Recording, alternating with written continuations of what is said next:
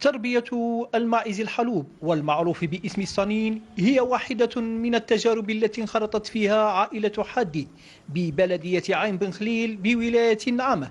تجربة عرفت نجاحا رغم أن هذه السلالة لا تتأقلم مع المناخ الطبيعي للمنطقة. هذه تجربة جديدة، رانا نربوا في هذا الماعز.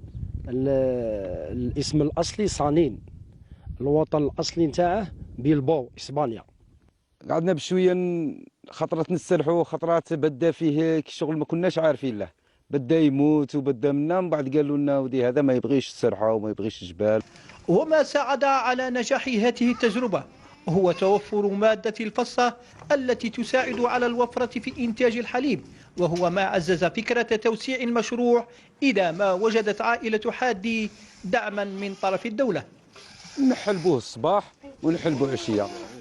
كاين وين الصباح المعزه اللي تعطيك 3 يوطرو 4 يوطرو حتى 5 يوطرو بين الصباح وعشيه، دي فوا حتى ل6 كاين اللي تعطيك حتى ل6.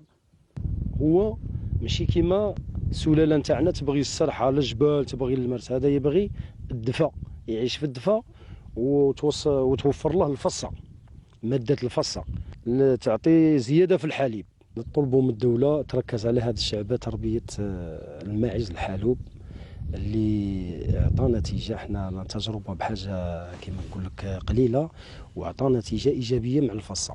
ولأن ولاية النعامة هي منطقة سهبية ورعوية بامتياز وموطن لتربية الأغنام، فإن نجاح شعبة المواشي يبقى مرتبطا بمدى دعم الدولة للمربين.